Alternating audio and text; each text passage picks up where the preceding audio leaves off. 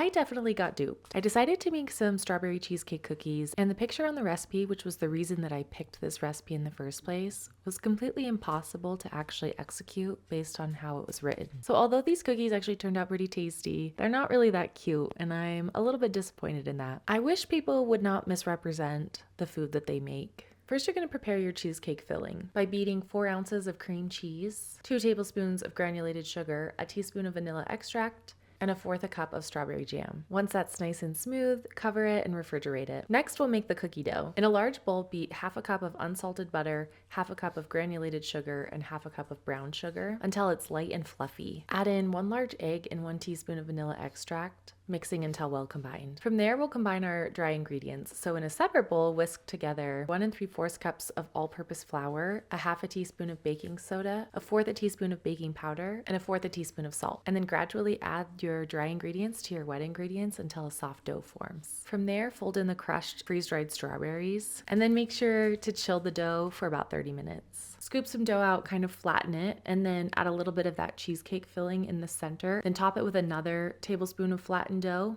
and kind of pinch the edges to seal. This is where things kind of really started to go awry. I didn't feel like I could put that much filling into them, and they would still kind of ooze out the side even when I would pinch it closed. I felt like these weren't gonna look very cute. And again, there was no way they were gonna look like the picture of the original recipe because it went cookie and then it had cream cheese, some jam, and then more cookie. But this recipe has you mix together the cream cheese and the jam, so it was very misleading. I did my best and got all of my cookies created, ready to bake. I did feel like they were a little bit on the big side, but I wanted to make sure that I could put enough filling in the middle, and I still had a ton of filling left over when I was done. So if you have any thoughts of how I maybe could have done this better, let me know in the comments. Bake your cookies at 350 degrees for 12 to 15 minutes. Let them cool on the baking sheet and then transfer them to a wire rack. I went to do a big reveal, and I was hoping to see this ooey, creamy center, and it all just sort of baked into the cookie. So I feel like there was absolutely no point in like stuffing the cookies. They did turn out pretty tasty. I thought they were just okay, but everyone else that tried them really liked them. I think I just had really high expectations of what they were going to be, and if you go into eating them with zero expectation, they're a lot yummier. They weren't overly sweet, just had a nice little hint of strawberry. I highly doubt I'll be making this recipe again. Maybe I can find something a little bit better that